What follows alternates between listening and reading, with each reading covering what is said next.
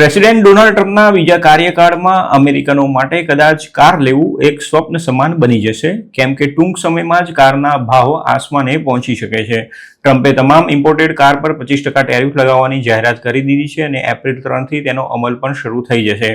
આ ઉપરાંત મોટાભાગની ફોરેન મેડ કારના પાર્ટ્સ પર પણ 25% ટેરિફ લાગવાની છે. ટ્રમ્પનું માનવું છે કે ટેરિફ લગાવવાના કારણે કાર કંપનીઓ પોતાનું પ્રોડક્શન અમેરિકામાં શિફ્ટ કરશે અને તેનાથી અમેરિકામાં રોજગારીનું સર્જન થશે. પરંતુ CNN સાથેની વાતચીતમાં એક્સપર્ટ્સે જણાવ્યું હતું કે આવું થવું લગભગ શક્ય નથી.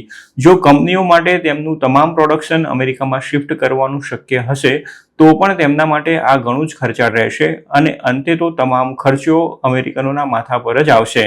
અમેરિકાની કંપનીઓ મેક્સિકો અને કેનેડા સહિતના દેશોમાં પોતાના પ્લાન્ટ્સ ધરાવે છે અને જેમનું મેન્યુફેક્ચરિંગ યુએસમાં થાય છે તે કંપનીઓ પણ મોટાભાગના પાર્ટ્સ ઇમ્પોર્ટ કરે છે, જેથી મેડ ઇન યુએસ કાર્સની કિંમતો પણ ભડકે બળવાની છે અને આ વધારો હજારો ડોલર્સમાં હોઈ શકે છે.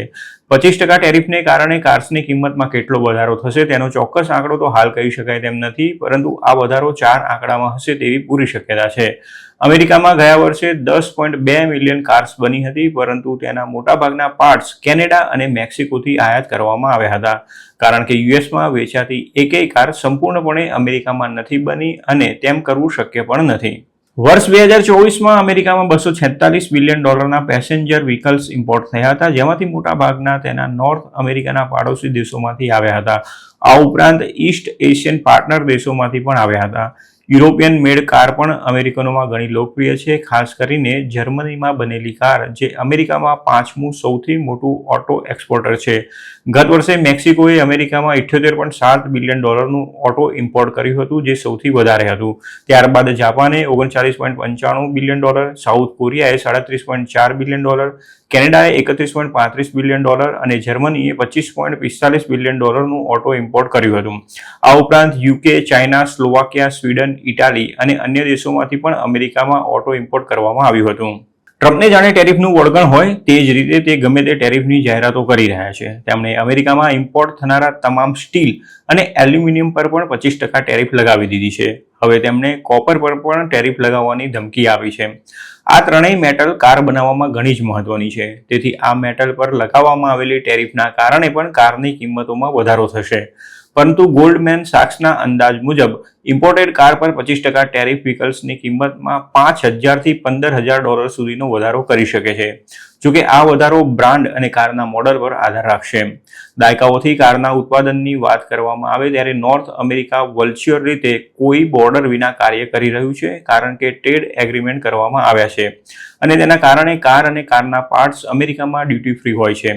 આ જ કારણથી ગયા વર્ષે અમેરિકામાં ઇમ્પોર્ટ કરવામાં આવેલી કારનો સૌથી મોટો હિસ્સો મેક્સિકોથી આવ્યો હતો. બીજી તરફ અમેરિકામાં વેચાતી મોટાભાગની કારનું એસેમ્બલ વિદેશમાં થતું હોય છે, જેમાં ટેસ્લા સૌથી મોટો અપવાદ છે. અમેરિકામાં વેચાતી તમામ ટેસ્લા કાર મોડલનું એસેમ્બલિંગ અમેરિકામાં જ થાય છે. જોકે તેમ છતાં તેના કેટલાક પાર્ટ્સ વિદેશથી ઇમ્પોર્ટ કરવામાં આવે છે.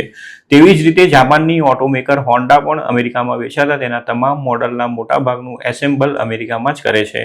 ટેસ્લા 100% એસેમ્બલ અમેરિકામાં કરે છે, જ્યારે હોન્ડા 75% એસેમ્બલ અમેરિકામાં કરે છે. આ ઉપરાંત ફોર્ડ 74% અને જનરલ મોટર્સ 71% કારનું એસેમ્બલિંગ અમેરિકામાં કરે છે. ડોનાલ્ડ ટ્રમ્પ જ્યારે પ્રથમ વખત પ્રેસિડેન્ટ બન્યા હતા ત્યારે તેમને United states Mexico Canada agreement એટલે કે USMCA કર્યા હતા. વ્હાઇટ હાઉસ દ્વારા પબ્લિશ કરવામાં આવેલી એક ફેક્ટ શીટ પ્રમાણે આ એગ્રીમેન્ટનું પાલન કરતી ઇમ્પોર્ટેડ કાર જ્યાં સુધી US customs and border protection દ્વારા નોન યુએસ પાર્ટ્સ પર ટેરિફ લાગુ કરવાની સિસ્ટમ ન આવે ત્યાં સુધી અમેરિકામાં ડ્યુટી ફ્રી આવી શકશે. ટ્રમ્પ જે રીતે ટેરિફ પર ભાર મૂકી રહ્યા છે તે જોતા આગામી દિવસોમાં અમેરિકનો માટે કાર ખરીદવી ગજા બહારનું બની શકે છે.